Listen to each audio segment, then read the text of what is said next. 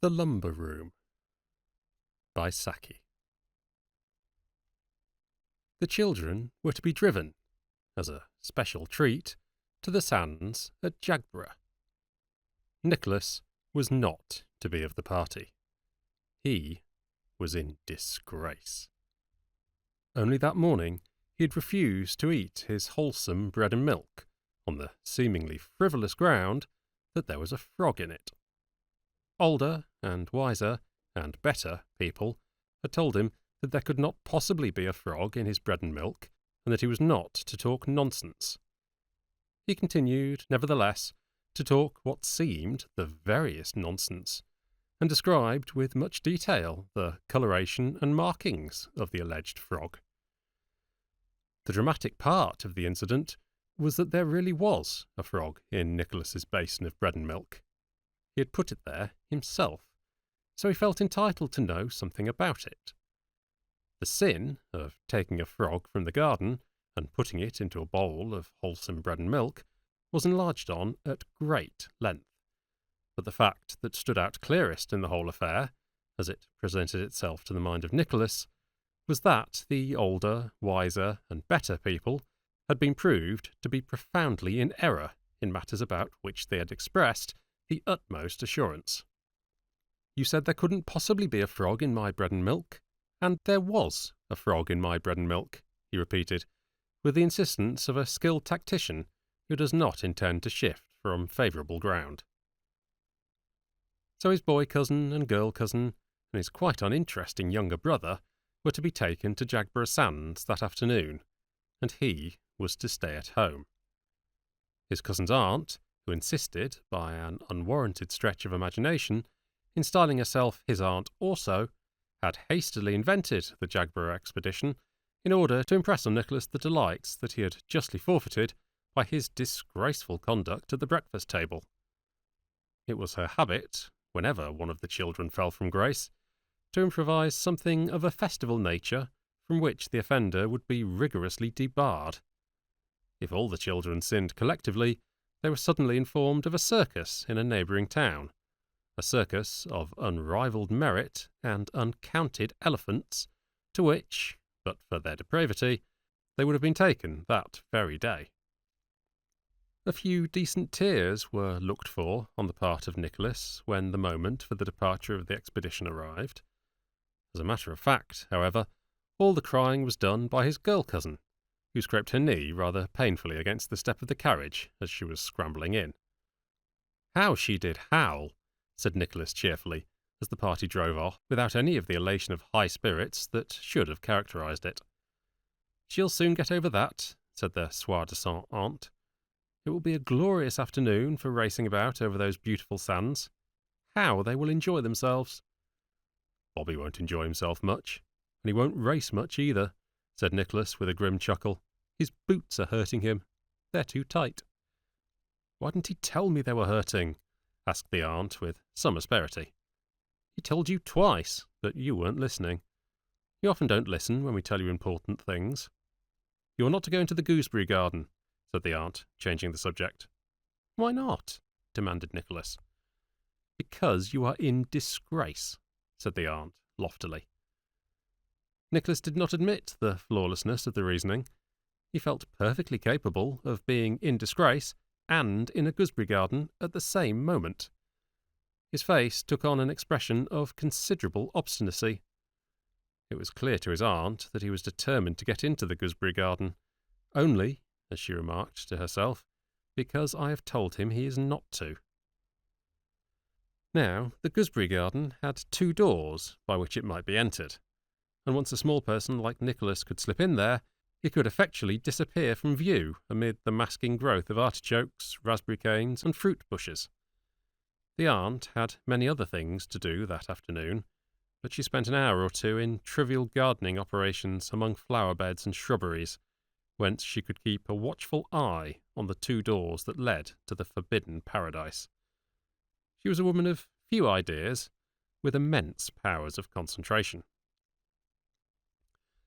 Nicholas made 1 or 2 sorties into the front garden, wriggling his way with obvious stealth of purpose towards one or other of the doors, but never able for a moment to evade the aunt's watchful eye.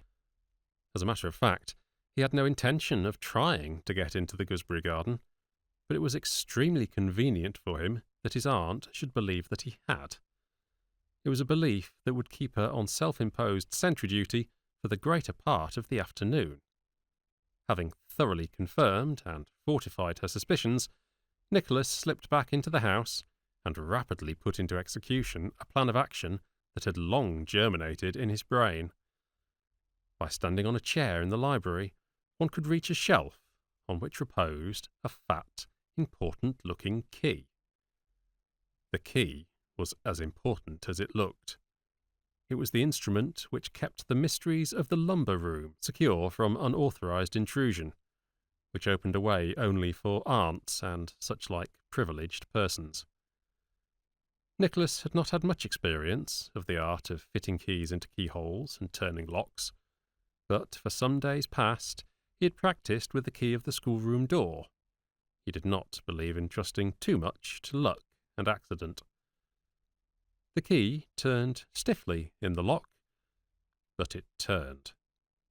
The door opened, and Nicholas was in an unknown land, compared with which the gooseberry garden was a stale delight, a mere material pleasure.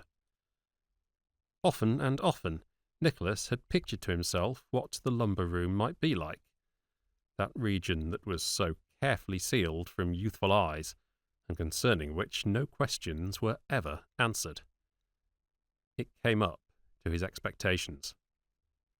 In the first place, it was large and dimly lit, one high window opening onto the forbidden garden being its only source of illumination. In the second place, it was a storehouse of unimagined treasures. The aunt, by assertion, was one of those people who think that things spoil by use, and consign them to dust and damp by way of preserving them. Such parts of the house as Nicholas knew best were rather bare and cheerless. But here there were wonderful things for the eye to feast on.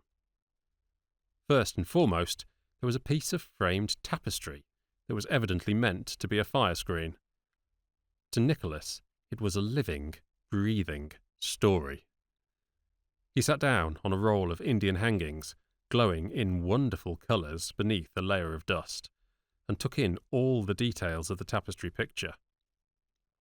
A man, dressed in the hunting costume of some remote period, had just transfixed a stag with an arrow. It could not have been a difficult shot, because the stag was only 1 or 2 paces from him. In the thickly growing vegetation that the picture suggested, it would not have been difficult to creep up on a feeding stag, and the 2 spotted dogs that were springing forward to join in the chase had evidently been trained to keep to heel till the arrow was discharged. That part of the picture was simple, if interesting. But did the huntsman see what Nicholas saw?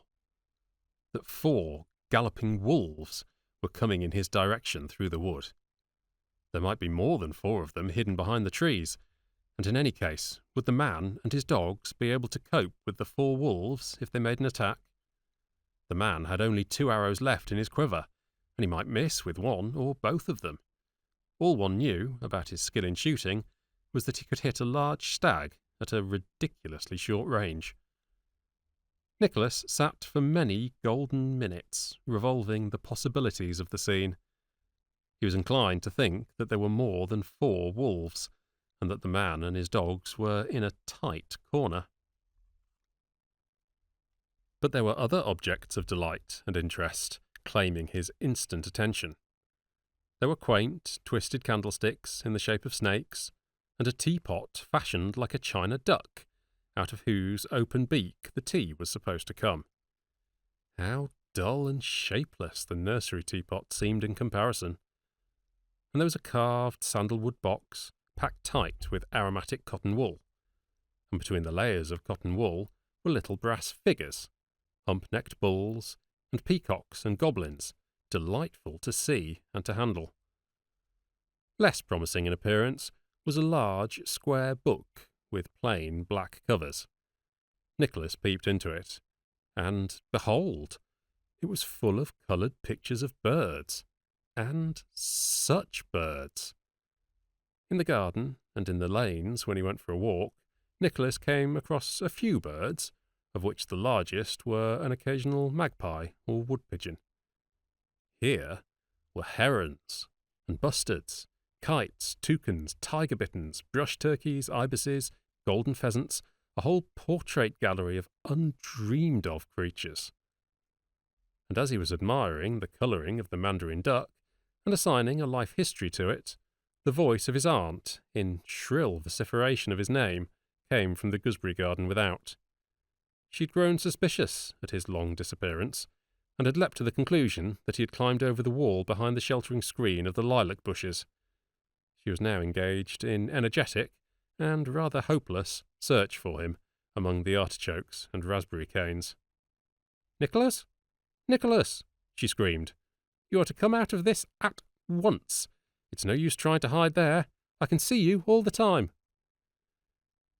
It was probably the first time for 20 years that anyone had smiled in that lumber room.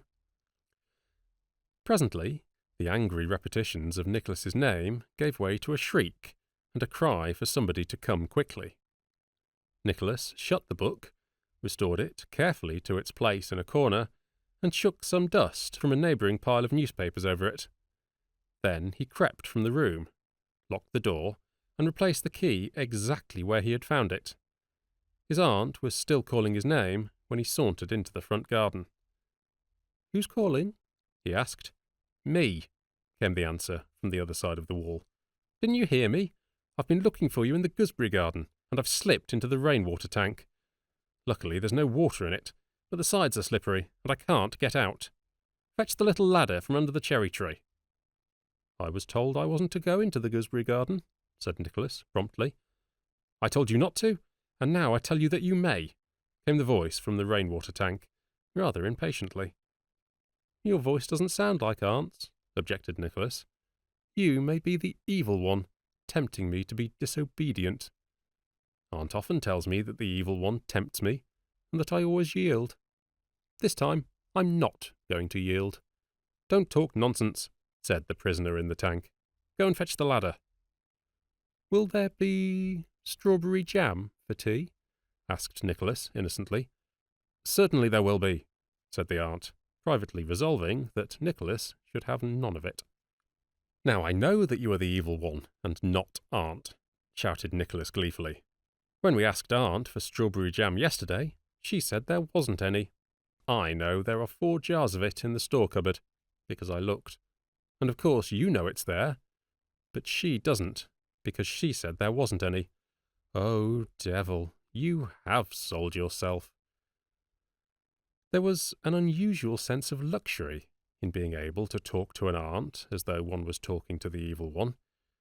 But Nicholas knew, with childish discernment, that such luxuries were not to be over-indulged in. He walked noisily away, and it was a kitchen maid in search of parsley who eventually rescued the aunt from the rainwater tank. Tea that evening was partaken of in a fearsome silence.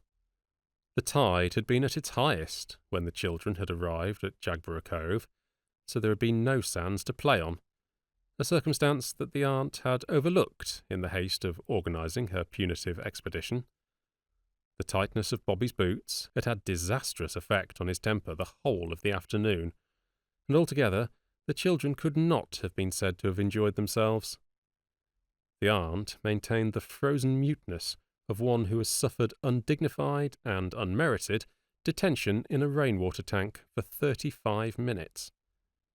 As for Nicholas, he too was silent, in the absorption of one who has much to think about. It was just possible, he considered, that the huntsman would escape with his hounds while the wolves feasted on the stricken stag.